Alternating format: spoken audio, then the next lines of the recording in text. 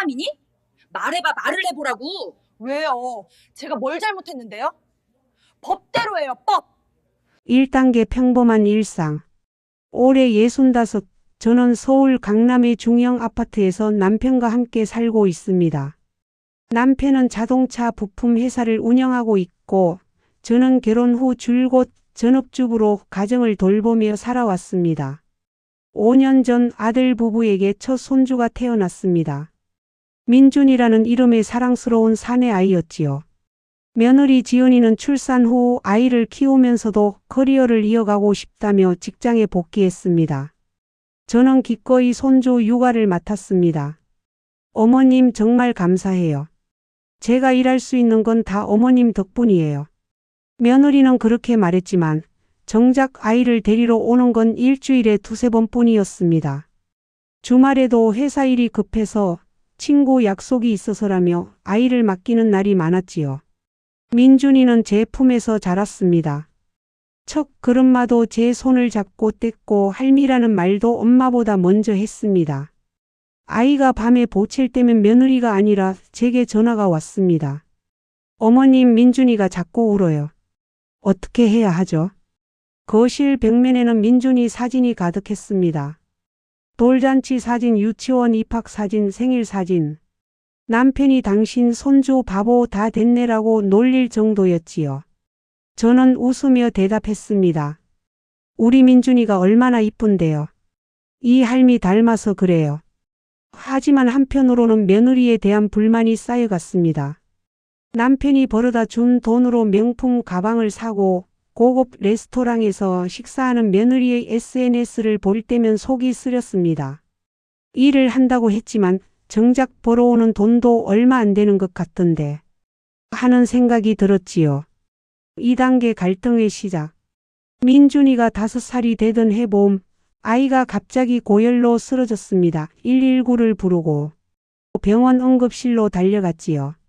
의사는 급성 폐렴이라며 입원이 필요하다고 했습니다. 보호자분 아이 혈액형이 어떻게 되시죠? 간호사가 물었습니다.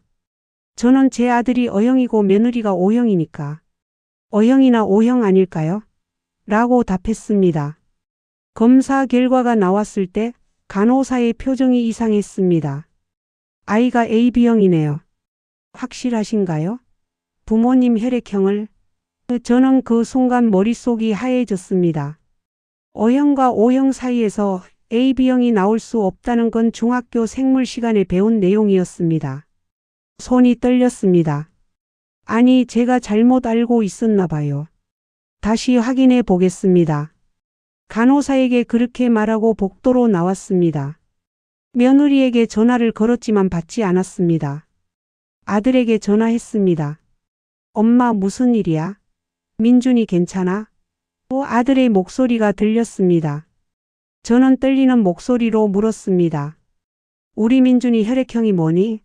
아들은 잠시 침묵하더니 대답했습니다.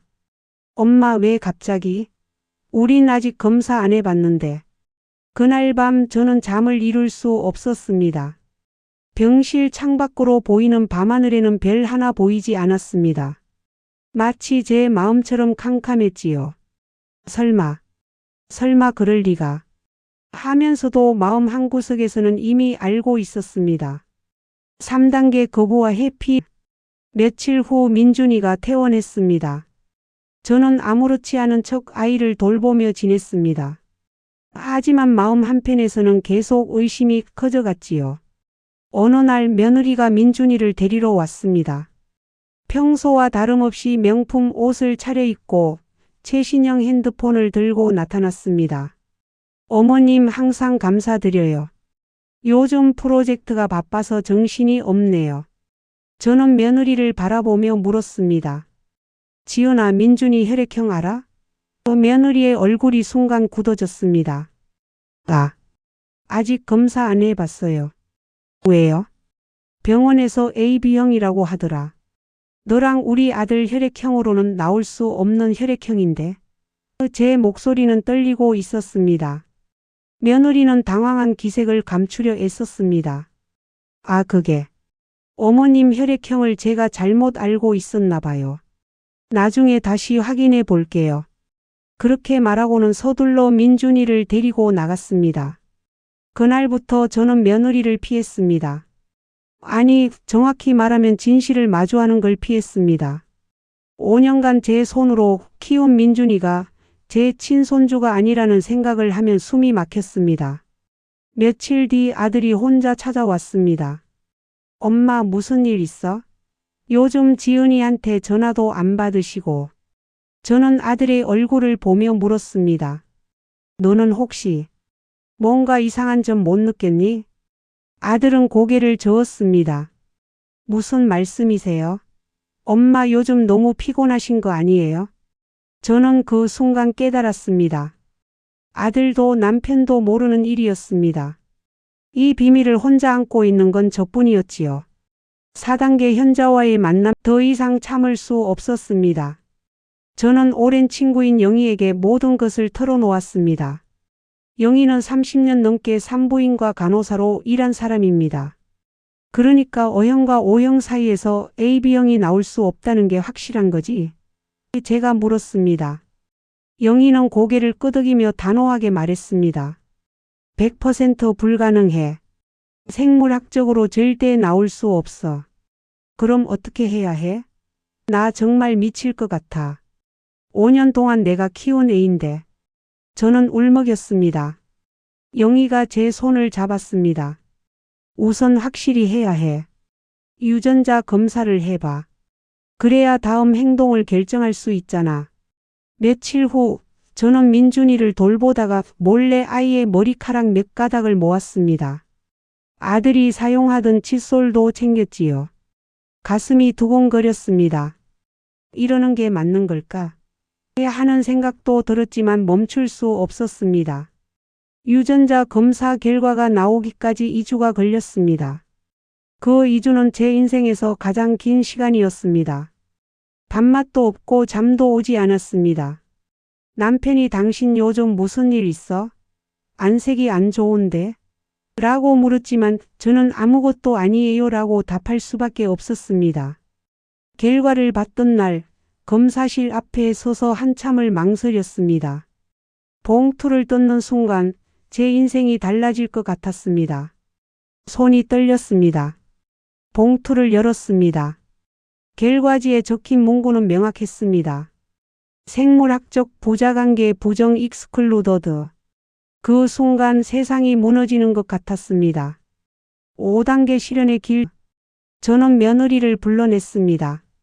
집 근처 조용한 카페에서 만났지요.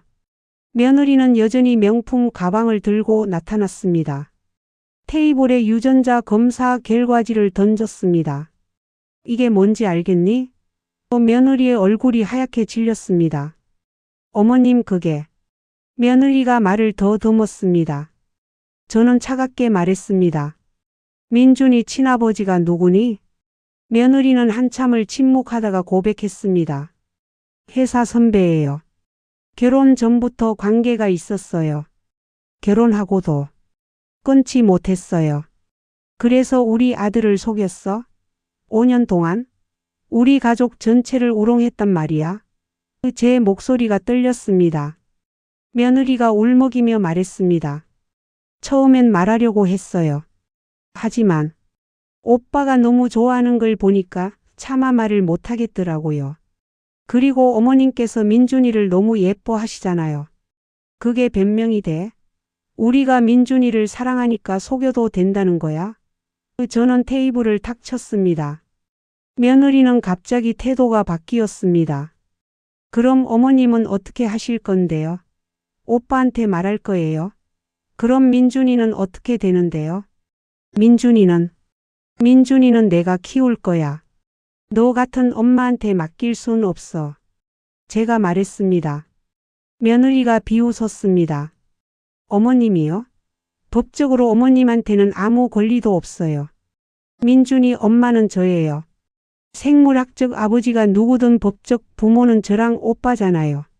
그럼 이혼해. 우리 아들한테 사실을 말하고 이혼하라고. 저는 단호하게 말했습니다. 며느리의 눈빛이 차갑게 변했습니다. 이혼? 좋아요. 하지만 저는 위자료 받을 거예요. 최소 5억은 받아야죠. 그리고 민준이 양육권도 제가 가져갈 거예요. 어머님이 5년간 봐주신 건 감사하지만 이제는 제가 알아서 키울게요. 6단계 가장 깊은 시련. 그날 밤 저는 남편에게 모든 것을 털어놓았습니다. 남편은 처음에는 믿지 못하겠다는 반응이었습니다. 말도 안 돼. 우리 며느리가 그럴 리 없어. 하지만 검사 결과를 보여주자 남편의 얼굴이 굳어졌습니다. 이 계집이 감히. 남편은 분노로 온몸을 떨었습니다. 더 큰 문제는 아들에게 어떻게 말할 것인가였습니다. 아들은 민준이를 정말 사랑했습니다. 매일 밤 영상통화로 아빠 사랑해라고 하는 민준이를 보며 행복해했지요. 결국 아들을 불러 사실을 말했습니다. 아들의 반응은 예상했던 것보다 훨씬 더 처참했습니다. 엄마 거짓말이지? 농담이지? 아들은 믿지 못하겠다는 표정으로 저를 바라봤습니다. 검사 결과지를 보여주자 아들은 그 자리에 주저앉았습니다. 5년 동안 내가 키운 개. 남의 자식이었다고? 아들은 울먹였습니다. 35살 어른이 아이처럼 울었습니다. 며칠 후 아들이 며느리와 대면했습니다. 저와 남편도 함께 자리했지요. 며느리는 처음에는 미안하다고 했지만 이야기가 이혼과 위자료로 넘어가자 돌변했습니다. 위자료 5억, 그리고 민준이 양육권은 내가 가져갈 거예요. 당신네 가족이 뭐가 대단하다고 내 아들을 빼앗으려고 해요. 그 며느리가 소리쳤습니다. 내 아들, 내가 뭘 했는데? 5년간 우리 엄마가 키웠잖아. 그 아들도 소리쳤습니다. 며느리가 비웃었습니다. 그래서? 법적으로는 내 아들이에요. 그리고 위자료 안 주면 친부한테 가서 친자 인정 소송 걸 거예요. 그럼 어머님이 그렇게 아끼는 민준이 완전히 남의 집 자식이 되는 거예요. 그 순간 저는 깨달았습니다. 며느리는 처음부터 계산을 하고 있었다는 것을요. 우리 집안의 재산을 5년간의 육아를 모든 것을 계산했던 것입니다. 7단계 보상과 기환의 실패. 변호사를 찾아갔습니다.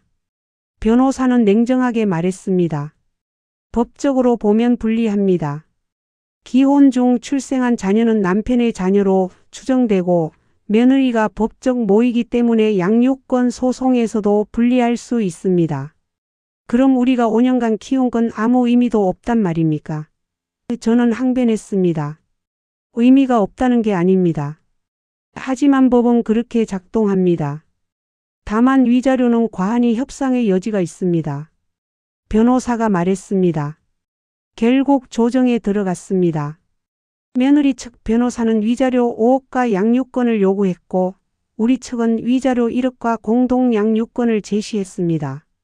하지만 며느리는 단호했습니다. 민준이는 제가 키울 거예요. 어머님이 보고 싶으면 한 달에 한 번 면회 오세요. 그리고 위자료 3억 아니면 협상 없어요. 3억이면 우리 재산의 절반이야.